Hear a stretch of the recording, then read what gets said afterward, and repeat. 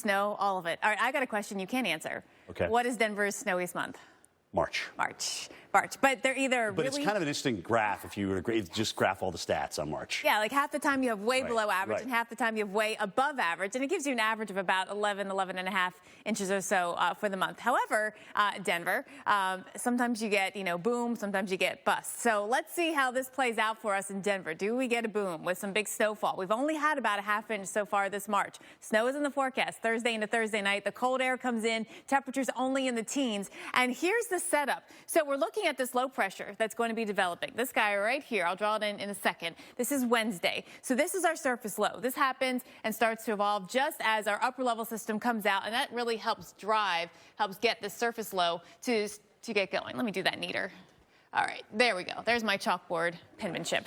All right, so we've got our low right there. We watch this low, and we watch the flow around it. And, with that flow, that counterclockwise flow around the low pressure, it gives us an upslope flow in the Colorado Rockies. And that rising air forced by the air moving up the slope will actually help enhance the snowfall. So as long as we have that east wind, Denver, that could be a big snowmaker for us. We end up getting a bit of a north wind, though, as the low comes out into the plains. So here we go. That might change exactly who gets the snowfall. But the low itself, here we go with this low right here, is a strong low pressure, and we have a strong high pressure that's also building down up here from Canada. So as this strong high comes in and we've got the strong low moving up into the Great Lakes, the pressure gradient between the two, that change in pressure, drives some crazy winds. It's going to be very windy out here into the upper Midwest here in the plains, going from Thursday and then Midwest Friday, and then of course the snowfall. We've got a widespread 5 to 8 in Nebraska, 12 to 18 in the Colorado Rockies. South of this, let's see, today, tomorrow, even into Thursday, chances of those storms. So we do have these flash flood watches also because it's been wet and we're getting more rain on top of it, and that's why we have to be prepared for flooding to occur.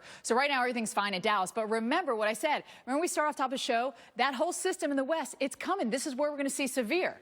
This is a dry line, okay? Just like a front, it's a lifting mechanism, right? Ahead of it, you have warm, moist air. Look at our dew point temperatures in the 50s and 60s where you need them for severe. Behind it, you have warm, dry air. Now, dry air actually heats up and cools off a lot faster than moist air. And I have a new Science with STEF coming out. Hopefully, fingers crossed, there's a lot going on, as we all know. Hopefully, we'll get it out next week because it's a really fun one to explain that. But in the meantime, today we'll have storms. I think tomorrow's storms, which Jim is going to show you in a minute, they're going to be a little bit punchier because they have a bit of a jet stream coming into them. But today you have this dry air that's heating up, pushing our dry line east. That taps into this moisture, that taps into this lift here, and that means that you're going to get storms. We do have that southerly flow here at the surface. Aloft, it's more from the west. But notice our jet max is still a little bit far behind this dry line. Tomorrow, these strongest winds are going to be farther east, and so that's why you'll have a better chance of seeing stronger thunderstorms, or one of the reasons I should say. So look, I mean, it doesn't mean we're not going to see them popping off today. Rain, some gusty winds. I bet you hail will come out of some of these, even down into Mexico, crossing over the border here, up to the Red River into Oklahoma City. You'll get the rain. But, yeah, you'll see a wind report, you'll see a hail report, but it's not like we're seeing a big tornado outbreak. And then here's that next bit of it coming together as we head into our Wednesday, overnight Wednesday into Thursday. So, Jen, let's continue the story now into that.